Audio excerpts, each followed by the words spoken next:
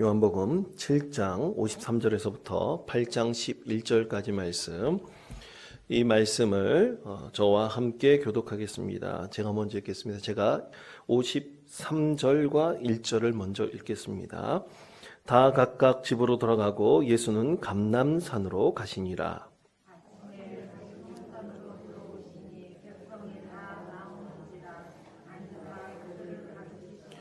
서기관들과 바리새인들이 음행 중에 잡힌 여자를 끌고 와서 가운데 세우고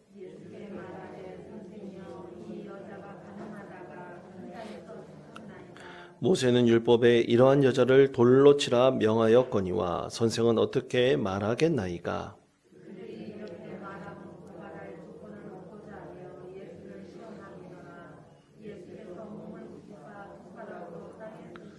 그들이 묻기를 마지 아니하는지라. 이에 일어나 이르시되 너희 중에 죄 없는 자가 먼저 돌로 치라 하시고, 그들이 이 말씀을 듣고 양심의 가책을 느껴 어른으로 시작하여 젊은이까지 하나씩 나가고 오직 예수와 그 가운데 서는 여자만 남았더라.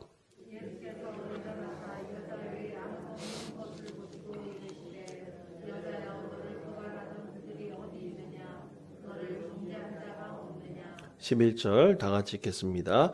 대답하되 주여 없나이다. 예수께서 이르시되 나도 너를 정죄하지 아니하노니 가서 다시는 죄를 범하지 말라 하시니라. 아멘. 할렐루야. 오늘 종교개혁 주일입니다. 나오신 여러분을 진심으로 축복합니다. 우리 앞뒤 좌우인들과 함께 이렇게 인사했으면 좋겠습니다. 예수님의 이름으로 축복합니다. 함께 인사하겠습니다. 예수님의 이름으로 축복합니다.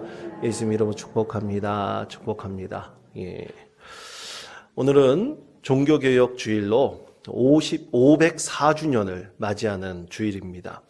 여러분도 잘 아시겠지만 종교개혁 주일은 가톨릭교회의 교권주의와 물질주의, 또 이제 성경을 왜곡해서 자신의 욕심과 맛대로 마음대로 해석하던 이 종교주의자들을 반대하여 일어난 이 사건이 바로 이 종교개혁이죠. 근데 이 종교개혁은 이 가톨릭 교회를 개혁하는 것뿐만 아니라 사회, 문화, 그리고 전반적인 사회 안에 있는 그 나라와 민족 전체에 관한 개혁이다. 그래서 사회 및 종교개혁 운동이다. 이렇게 이름을 붙입니다. 그렇다면 왜 504년 전에 일어났던 이 종교개혁이 사회개혁, 그리고 모든 민족과 문화를 통틀어서 변화시키고 새롭게 하는 개혁운동이라고 이렇게 불릴까요? 그것에서는 분명한 그 이유가 있습니다. 왜냐하면 종교와 정치, 사회 이런 것들은 그 당시 16세기, 15세기, 16세기 시대에서는 결코 분리될 수 없었기 때문입니다. 그런데 사실 여러분, 이것은 21세기를 살아가는 오늘날도 마찬가지입니다. 오늘날도 종교와 사회는 결코 분리되지 못하는 어떤 불가분의 관계에 있다고 할 수 있습니다.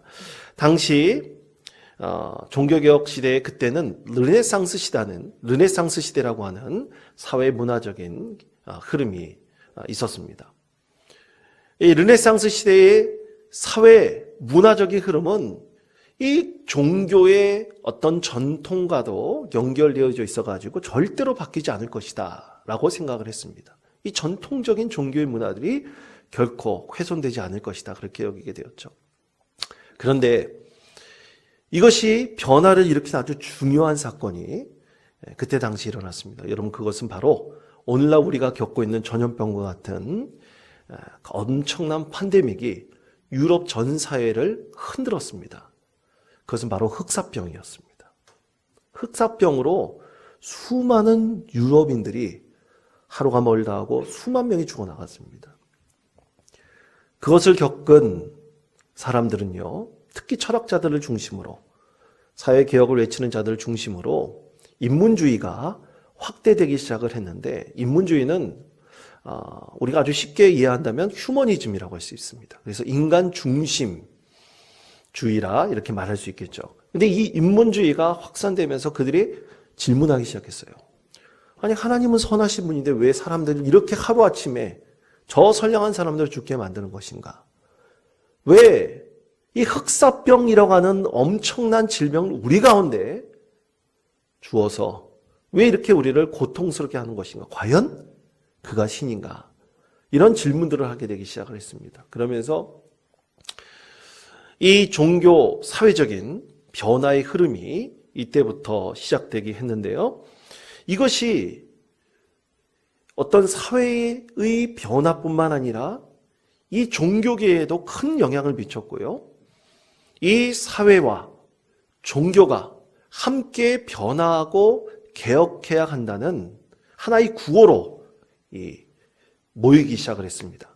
그것이 바로 오늘 말씀의 제목인 아드 폰테스라는 뜻입니다. 아드 폰테스라는 그 말씀의 뜻은요, 근본으로 돌아가자, 기본으로 돌아가자 그런 뜻입니다. 근본으로 돌아가자, 기본으로 돌아가자. 그러면 인문주의자들이 주장했던 근본으로 돌아가자는 것은 과연 무엇일까? 여러분 그것은 그리스 로마 시대에 유명했던 철학자들이 주장했던 것. 그러니까 아리스토텔레스나 플라톤이나 또 기타 소크라테스 같은 이 유명한 철학자들이 주장했던 것은요. 인간 존중의 사상, 인간 존중의 세상을 만들자는 것입니다. 인간 존중의 사상으로 인간이 정말로 존엄한 존재이고 즉위 높임받는 세상을 만들어내자. 그것이 바로 그들의 주장들이었는데요. 그 근본으로 돌아가자는 것입니다. 그것이 인문주의 운동이 개혁운동으로 확산되었던 것입니다. 이 종교에는 그럼 과연 무엇인가? 종교의 아드 폰테스는 과연 무엇인가? 이 종교개혁자들이 주장했던 세 가지 기호 구호가 있었습니다. 그것은 오직 믿음, 오직 은혜, 오직 성경이었습니다. 여러분 너무나 잘 아시지 않습니까? 오직 하나님의 은혜로 또 믿음으로 오직 말씀으로 라는 구호였었는데 이것의 가장 근본은 뭐냐? 성경으로 돌아가자는 것입니다. Back to the Bible. 성경에 말씀하는 그 근본으로 돌아가자라는 것이 종교개혁의 가장 중요한 모토였었고 구호였습니다. 자, 그렇다면 대체 성경으로 돌아가자라는 이 근본적인 메시지가 어떻게 이 종교개혁의 가장 중요한 모토 그리고 구호가 되었을까요? 그것은 오늘 우리 예배 가운데 주시는 이 하나님 말씀을 우리가 해석하고 이 말씀의 본래적인 뜻대로 돌아가는 것과 아주 일치한다라고 할 수가 있습니다. 그것이 성경으로 돌아가자는 메시지의 가장 핵심입니다. 자, 그렇다면 오늘 우리에게 주신 하나님 말씀, 그 말씀을 한번 우리가 나눠보도록 하겠습니다. 오늘 주신 말씀 요한복음 7장 53절에서부터 8장 2절까지의 말씀, 우리가 이 말씀을 다 같이 한 목소리로 봉독하겠습니다. 다 각각 집으로 돌아가고 예수는 감람산으로 가시니라. 아침에 다시 성전으로 들어오시니 나오는지라 앉으사 그들을 가르치시더니. 아멘. 자, 사람들이 다 각자 집으로 돌아갔고 그때 무슨 일 때문에 사람들이 다 집으로 돌아갔는데 또 성전에 들어오셔서 그 다음날 아침에 예수님께서 말씀을 가르쳤다 그랬습니다. 그러면 왜 사람들이 다 각자 집으로 돌아갔을까요? 그것은 요한복음 7장에 있는 말씀을 통해서 우리가 너무나 잘 알 수 있습니다. 예수님께서 많은 사람들에게 무엇을 가르쳤냐면요. 성경 말씀을 가르치시는데 여러분 성경 말씀의 가장 중요한 핵심이 뭡니까? 하나님 나라에 대한 것이에요. 하나님 나라를 어떻게 하면 이루어갈 수 있을까라는 것입니다. 그래서 유대인들이 가장 바랬던 것이 메시아가 그 땅에 오기를 가장 원하고 있었지 않습니까? 그래서 하나님 나라는 과연 어떤 것인가? 근데 예수님께서 회당에 들어가셔서 또 성전에 들어가셔서 하나님 말씀을 가르치시는데 이전에 이 말씀을 가르쳤던 바리새인들이나 사두개인들이나 서기관들이 성경 말씀을 해석하는 것과는 너무나 다른 거예요. 여러분 똑같은 말씀을 가지고 다른 목사님들께 설교하라고 한번 해보십시오. 그럼 어떤 목사님 말씀은 너무나 귀에 쏙쏙 다 잘 들어오는데 어떤 목사님 말씀은 귀에 안 들어오는 말씀이 있어요. 그것처럼 예수님의 말씀은 이 하나님 나라를 가르치시는데 너무나 기발하고 핵심적이고, 그리고 그 당시 사람 유대인들이 너무나 듣기 쉽게 하나님 말씀의 핵심을 아주 쉽게 잘 해석하시고 가르쳐 주시는 것이었어요. 그런데 그것에 대해서 이제 바리새인들 서기관들은 어떻게 얘기했냐면요, 마태복음 7장 29절에서 그들 스스로 이렇게 말을 합니다.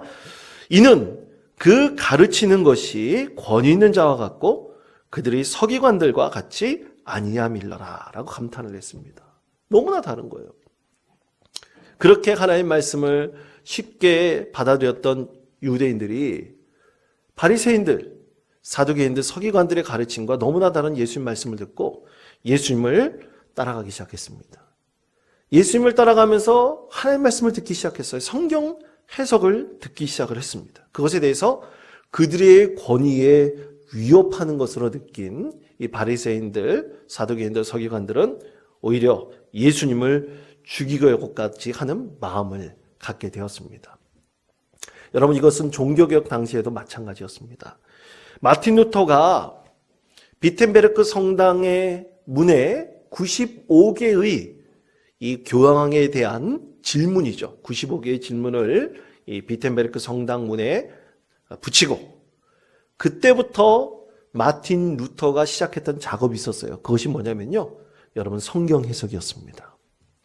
성경을 번역하는 것이었어요. 당시 성경은 어떻게 쓰여졌냐면요, 어떤 말로 쓰여졌냐면 라틴어로만 쓰여졌습니다. 여러분, 라틴어 한번 공부해 보셨습니까? 신학교 때 라틴어 수업이 있었습니다. 근데 다행히도 필수 과목이 아니라 선택 과목이었습니다. 절대로 안 들었죠. 히브리어, 헬라어 하기도 힘들어 죽겠는데 이 라틴어 고전어를 한다는 것이 너무너무나 힘들었습니다. 그런데 그것을 굳이 하는 이 신학생들도 있었어요. 아주 대단하다, 그렇게 생각을 했습니다. 여하튼 이 라틴어를 가지고 라틴어로만 쓰여진 성경이 있었기 때문에 당시 이 라틴어로 쓰여진 성경을 가질 수 있는 사람들은 극소수였습니다. 신부들만 겨우 읽을 수 있었어요. 그런데 신부들 중에서도 이 라틴어 성경을 못 읽는 사람들도 있었다고 합니다. 그런데 그 당시에는 인쇄술이 없었잖아요. 그래서 필사본들만 있었어요. 그러니까 필사본을 갖고 있었던 사람은 굉장히 소수였었죠. 여러분, 이러한 교회의 전통이 언제까지 이어졌냐면요, 20세기 중반까지 이어졌습니다. 제2바티칸 공의회 때까지 가톨릭은요, 라틴어 성경만 읽었어요. 근데 그것이 그 이후에 모든 사람들이 쓰는 언어로 번역된 성경을 읽도록 1950, 60년대 그때 변화가 된 것입니다. 근데 이 종교개혁 당시 때 많은 사람들의 열망이 무엇이냐면요, 하나님 말씀을 그들의 언어로 읽는 것이었어요. 그래서 마틴 루터는 그때부터 시작했던 것이 독일어로 성경을 번역하는 것이었습니다. 얼마 전 제 책꽂이에 책들을 좀 정리하면서 마틴 루터가 번역했던 디 비벨이라고 하는 성경책을 수십 년 만에 발견했습니다. 그때 책이 워낙 비싸가지고 저는 복사본을 갖고 있었는데요.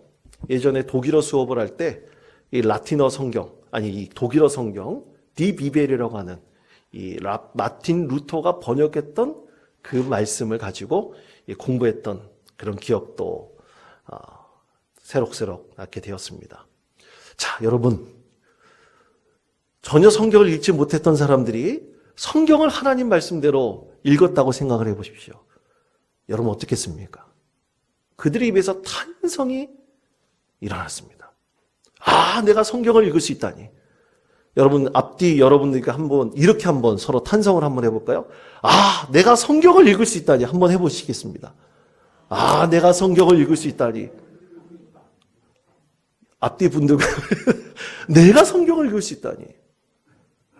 여러분, 과거에 우리 어린들 글을 못 읽는 분들이 있었습니다. 그들이 교회 가가지고 글을 읽게 되었어요. 그때 성경을 먼저 읽었을 때 내가 성경 말씀을 읽을 수 있다니 그 자체가 참으로 감동이었죠. 감탄이었습니다. 그 인생들의 변화였습니다. 자기 도기에 있었던 수많은 그리스도인들이 그런 탄성과 감탄을 자아내었던 것입니다. 자, 그런데 오늘 말씀으로 돌아가 보십시다. 이 성경 말씀을 해석하고 그것을 가르칠 수 있는 권한이 누구에게만 있었냐면요, 바리새인들, 사두개인들, 그리고 이 서기관들에게만 있었던 것입니다. 하나님 말씀을 마음대로 해석할 수 없었어요. 이해도 잘 못했습니다. 그런데 예수님께서 너무나 희한한 방법으로 신비롭게도 하나님 말씀을 해석해내는 것을 보고 많은 사람들이 예수님을 따르게 되었던 것입니다. 자, 그렇다면 여기서 의문이 생깁니다. 대체 바리새인들, 사두개인들, 서기관들의 가르침과 예수님이 달랐던 성경의 본질에 대한 것은 과연 무엇일까? 여러분, 성경이 말씀하고 있는 본질은 가장 중요한 핵심적인 주제는 무엇일까요? 여러분, 그 성경에도 분명히 말씀하고 있습니다. 그것은 하나님 사랑과 이웃 사랑입니다. 여러분, 저를 따라해 보시기 바랍니다. 하나님 사랑과 이웃 사랑. 그렇습니다. 여러분, 하나님 사랑과 이웃 사랑이에요. 항상 성경은 그 주제가 말씀 가운데 드러나야 돼요. 하나님 사랑과 이웃 사랑입니다. 성경 66권에 흐르는 가장 중요한 주제가 하나님 사랑과 이웃 사랑이에요. 근데 하나님 사랑과 이웃 사랑이 드러나지 않는 이 바리새인들과 서기관들과 사두개인들의 해석, 말씀은 너무나 달랐던 것입니다. 자, 그렇다면 오늘 말씀, 우리에게 주신 말씀을 과연 하나님 사랑과 이웃 사랑의 관점으로 어떻게 해석하고 또 어떻게 적용하고 그것을 실천할 수 있을까요? 먼저 첫 번째는 해석입니다. 바리새인들과 서기관들은 예수님께 이렇게 하나님 말씀을 해석을 했습니다. 자, 요한복음 8장 4절에서부터 5절까지 말씀입니다. 다 같이 읽겠습니다. 예수께 말하되 선생이여 이 여자가 간음하다가 현장에서 잡혔나이다. 모세는 율법에 이러한 여자를 돌로 치라 명하였거니와 어떻게 말하겠나이까. 아멘. 자, 바리새인들 서기관들은 당연히 율법에 쓰여져 있는데도 간음한 여인들을 돌로 쳐 죽이는 것이 당연하다고 여겼습니다. 근데 여기에 함정이 있었어요. 그것은 자, 당시 이스라엘은 로마의 식민지였습니다. 근데 식민지에서 있는 사람들은 당연히 지배하고 있는 나라의 법을 따라야 되겠죠. 그 나라의 법은 사람들 마음대로 죽일 수 없었어요. 오직 사형의 집행권은 로마에게만 있었습니다. 그런데 만약 예수님께서 저 여자를 돌로 죽여야 됩니다 라고 성경을 해석을 한다면 그것은 당시의 로마의 법을 어기는 것이 됐겠죠. 그런데 만약 용서해 주어야 됩니다 그러면 율법을 어기는, 성경 말씀에서 분명하게 말하고 있는 것을 어기는 것이 되었습니다. 여러분, 이런 것을 가리켜 고사성어로, 사자성어로 사면초가라 그러죠. 빠져날 길이 없습니다. 방법이 없습니다. 그때에 이들이 노렸던 것은, 바리새인들과 서기관들이 노렸던 것은 예수님을 이렇게 궁지로 몰아넣어서 예수님의 해석의 권위, 말씀에 대한 권위를 완전히 땅에 떨어뜨리는 것이었습니다. 이때 예수님께서는 하나님 말씀에 대해 아주 놀랍고 독특하고 적절한 해석으로 이렇게 말씀을 하셨습니다. 요한복음 8장 7절의 말씀입니다. 그들이 묻기를 마지 아니하는지라 이에 일어나 이르시되 너희 중에 죄 없는 자가 먼저 돌로 치라 하시고. 아멘. 그렇습니다. 여러분, 예수님께서 하나님의 사랑과 이웃 사랑의 이 핵심적인 주제를 이룰 때 가장 먼저 해야 되는 것은 무엇입니까? 정죄하지 않는 것입니다. 너는 죄인이라고 정죄하지 않는 거예요. 간음한 여인이라고 정죄하지 않는 것입니다. 여러분, 다른 사람들을 죄인이라고 넌 이럴 죄는 지었어, 너 하나님 앞에 이렇게 잘못했어 하면서 과연 이웃 사랑, 하나님 사랑을 이룰 수 있겠습니까? 불가능합니다. 그렇게 하나님 사랑과 이웃 사랑의 본질을 지키기 위해서 예수님께서 말씀하셨습니다. 여기서 죄를 짓지 않은 사람이 있다면 이 여인에게 돌을 들어 돌로 치십시오 말씀을 하셨습니다. 두 번째는 적용입니다. 요한복음 8장 9절의 말씀, 우리 다 같이 한 목소리로 읽겠습니다. 그들이 이 말씀을 듣고 양심의 가책을 느껴 어른으로 시작하여 젊은이까지 하나씩 나가고 오직 예수와 그 가운데 섰는 여자만 남았더라. 아멘. 자, 여러분 이 말씀을 보십시오. 예수님의 죄 없는 자가 먼저 돌로 치십시오 라고 했을 때 가장 먼저 누가 나갔다고 되어 있습니까? 8장 9절 앞부분에 보면 양심의 가책을 느껴서 어른으로부터 시작했다고 했어요. 어른으로. 자, 여러분 여기에 아주 중요한 말씀의 의미가 있습니다. 당시 어른들 유대인들은요, 이 여인이 간음한 여인이라는 사실을 분명히 알고 있었습니다. 왜냐하면 자신들이 간음했던 사람들이었기 때문이었죠. 그 여인이 몸을 팔아서 생계를 유지하고 있었던 거 다 알고 있었습니다. 그런데 일부러 그 여인을 잡아다가 예수님 앞에 놓고 예수님이 어떻게 이 여인에 대해서 판단하는지를 보려고 예수님을 시험하였습니다. 간음한 자들이 한 여인을 생명을 죽이는 데는 모두 다 동일한 마음으로 그들이 양심의 가책이 없이 그렇게 한자리에 모여서 한 여인의 생명을 앗아가려고 했던 것입니다. 그것을 예수님께서는 분명히 알고 있었습니다. 여러분, 율법의 본질이, 모세의 율법에 쓰여 있는 그 말씀의 본질이 과연 한 사람의 생명을 앗아가는 것입니까? 결코 그렇지 않습니다. 자신의 이득에 따라서 하나님의 말씀을 마음대로 해석하고 그 말씀을 적용하려고 했던 수많은 사람들이 있었던 것입니다. 여러분, 하나님의 말씀은 결코 마음대로 해석할 수 있는 것이 아닙니다. 오직 우리 하나님의 말씀은 우리 양심의 법, 하나님께서 주신 이 신앙의 양심의 법에 의하여 하나님의 말씀을 해석하고 우리는 그 말씀을 적용해야 됩니다. 그렇게 적용해 보니 가장 부끄러움을 느꼈던 어른들이 먼저 떠났습니다. 그리고 젊은이들이라 그랬잖아요. 성인식을 간 마친 젊은이들입니다. 청소년들입니다. 여러분, 이 청소년들이 누구를 보고 자라납니까? 누구의 뒤를 따라갑니까? 바로 어른들의 뒤를 따라갑니다. 그들의 모습을 보고 따라가는 거예요. 그런데 이들이 율법의 본질이 하나님 사랑과 이웃 사랑이라는 것, 한 생명을 그저 앗아가는 것이 아니라는 것을 바로 이 자리에서 깨닫게 된 것입니다. 말씀을 적용해 보니 하나님 사랑과 이웃 사랑의 법칙을 따르는 것은 바로 신앙의 양심의 법을 따른다는 것을 이 젊은이들이 깨닫게 되었습니다. 그들의 삶에 적용하게 되었던 것입니다. 마지막으로 실천입니다. 예수님께서는 이 여인에게 이렇게 말씀하셨습니다. 자, 요한복음 8장 10절에서부터 11절까지 말씀입니다. 우리 다 같이 한 목소리로 봉독하겠습니다. 예수께서 일어나사 여자 외에 아무도 없는 것을 보시고 이르시되 여자여, 너를 고발하던 그들이 어디 있느냐? 대답하되 주여 없나이다. 예수께서 이르시되 나도 너를 정죄하지 아니하노니 가서 다시는 죄를 범하지 말라 하시니. 아멘. 그렇습니다. 예수님께서는 그녀에게 새로운 삶을 살도록 만드셨습니다. 가늠한 여인이 그것을 정죄하여 죽도록 하지 않고 그녀에게 새 삶을 살아갈 수 있는 기회를 주셨습니다. 다시는 죄를 짓지 않고 살아갈 수 있도록 그녀의 삶을 새롭게 변화된 삶으로 살아가도록 만드신 것입니다. 여러분, 이것은 이 여인에게 국한된 것이 아니었습니다. 예수님의 말씀에 대한 해석과 적용을 통해서 어른들에서부터 젊은이들까지 신앙의 양심의 가책을 받아서 그들은 그 자리를 떠났습니다.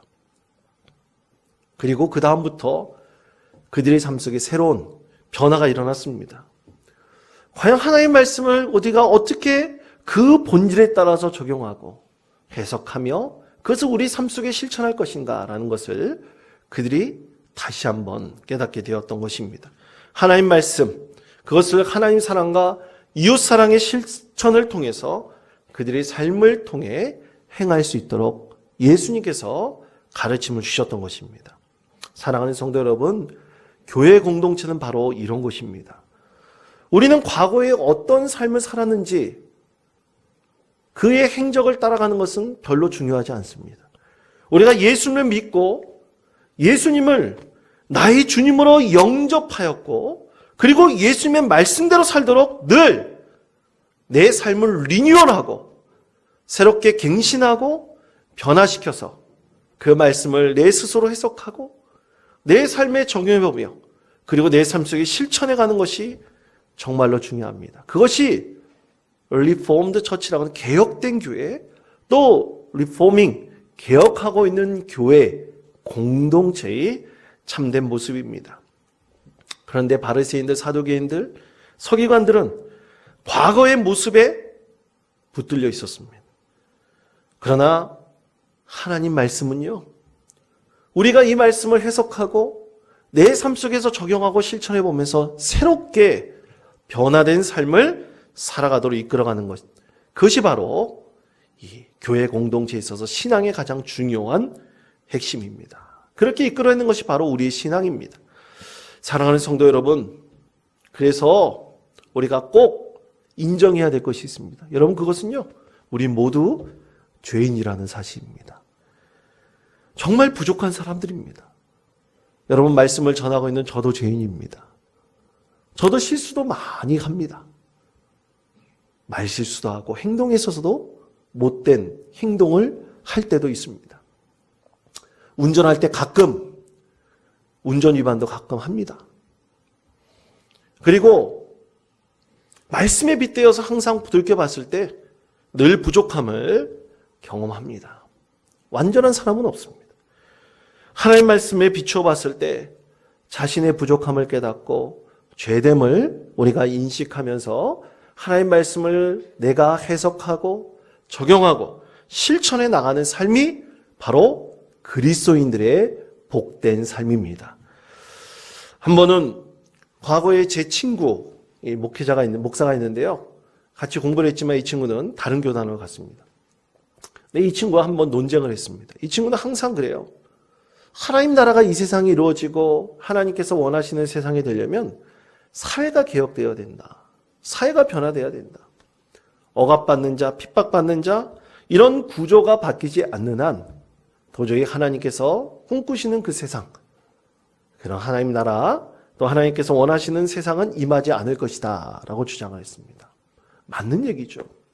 그러나 저는 논쟁하면서 항상 그렇게 돼봤자 소용이 없다. 한 사람이 예수 그리스도에 인해서 거듭나지 않는다면, 진정으로 거듭나지 않는다면 아무리 세상이 바뀌고 아무리 세상의 법이 온전하다 할지라도 그걸 지켜나간 사람은 누굽니까? 사람들입니다. 사람이 변화되지 않고 사람이 리뉴얼되지 않으면 아무 소용이 없다.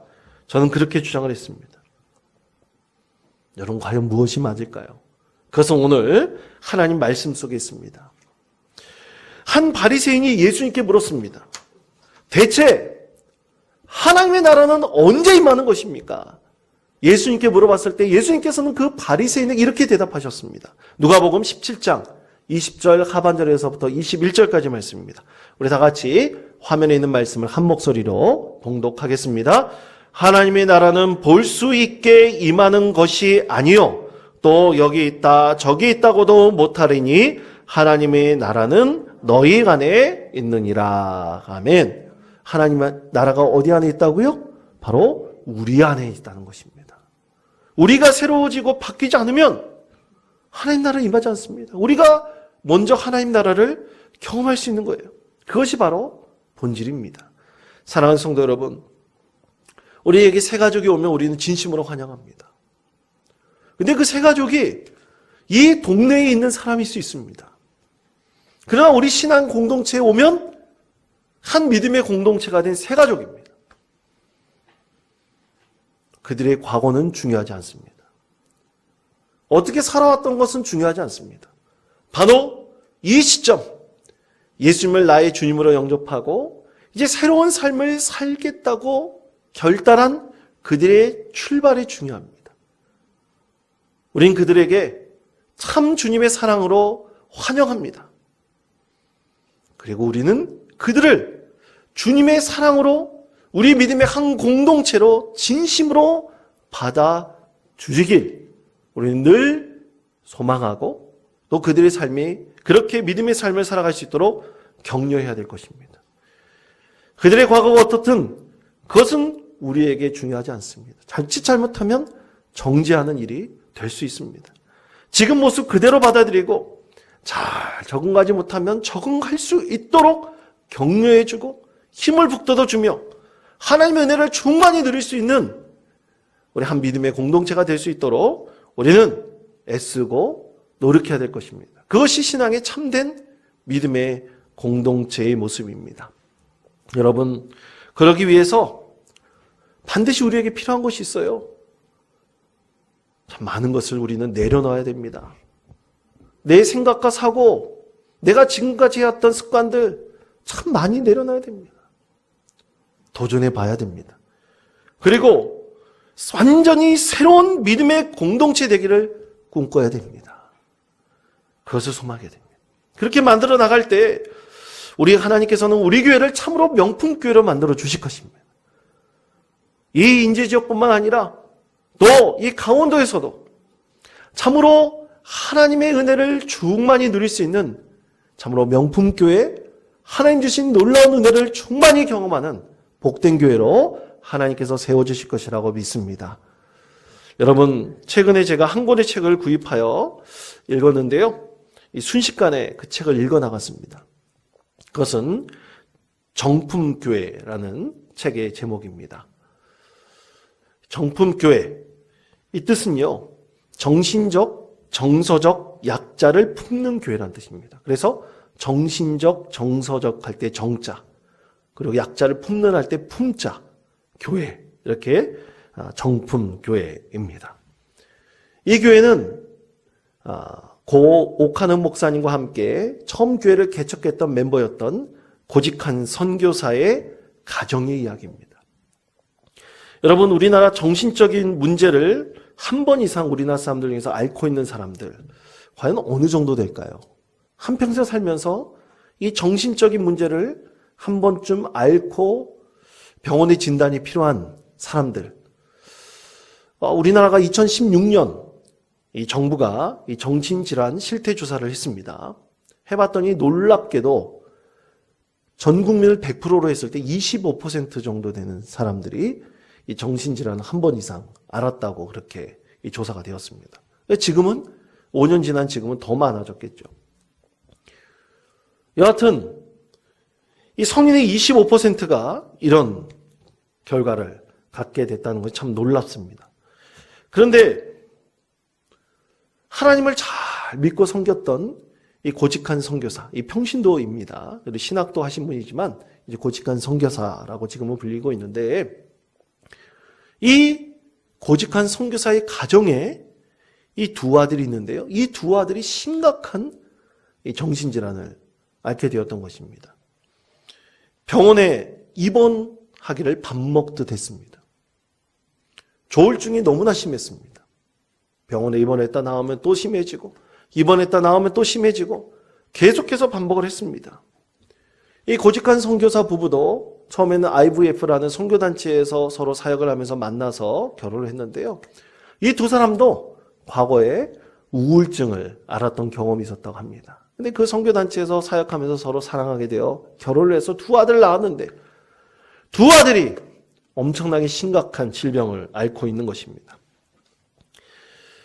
그래서 고직한 선교사는 그 책에서 고백하기를 자기는 27년 동안 결혼 생활을 하면서 지옥을 50번 왔다 갔다 했다고 했습니다. 그만큼 엄청난 힘든 삶을 살았던 것이죠. 다 두 아들 때문입니다.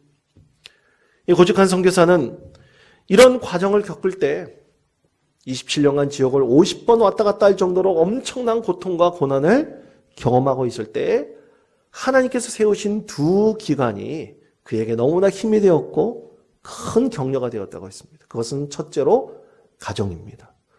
가정에서 끝까지 두 아들을 포기하지 않고 인내하고 또 그것을 견뎌냈습니다. 참 자녀들을 포기하고 싶을 때도 있겠죠. 그렇지만 주님의 사랑으로 그것을 끝까지 버티고 이겨냈습니다. 그리고 교회였습니다.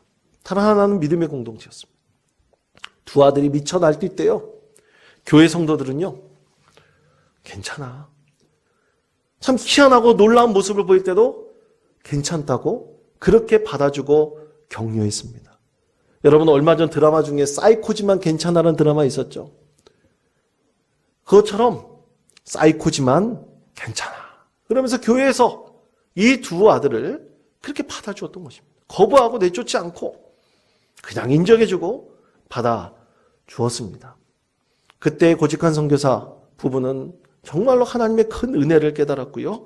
그리고 힘을 얻어서 지금까지 하나님 사랑과 이웃 사랑을 실천해 오고 있습니다. 그래서 자기 가정에 대해서 정품교회다. 그리고 앞으로 이런 교회들을 꿈꾸고 소망한다. 그는 그렇게 해서 책을 쓰게 되었고요. 또 이 두 아들이요, 결혼도 했다고 합니다. 절대로 결혼 못할 것 같았던 두 아들이 결혼을 했어요. 지금도 약을 먹고 그 병원에 언젠가 또 들어갈지도 모릅니다. 그런데도 이 4명의, 또 면회감이 6명이죠. 이 가정은 하나님 나라와 또 하나님께서 주신 그 사랑의 이 교회를 꿈꾸고 있습니다. 그러면서 2019년 사단법인 좋은 의자 상임이사로 고직한 선교사가 이 활동을 하고 있으면서 가족들이 좋은의 마음 약국이라는 유튜브 채널을 열었어요. 그래서 지금도 마음의 질병을 앓고 있는 사람들에게 많은 힘과 격려가 되고 있다고 합니다. 사랑하는 성도 여러분, 저는 정품교회라는 그 이름을 듣고 정품교회가 명품교회인가 그렇게 착각을 했습니다. 그래서 책을 보면서 참 놀라웠습니다. 정말 이런 교회가 가능할까? 여러분, 이런 교회가 과연 가능할까요? 우리가 정신 나간 사람 옆에 있으면 그 사람 손을 붙들어 줄 수 있을까요? 그것은 하나님 사랑과 이웃 사랑의 본질을 위해서 애쓰는 교회라면 분명히 가능할 것입니다. 고직한 선교사 부부가 경험했던 그런 교회가 이 세상 가운데 분명히 존재하기 때문입니다.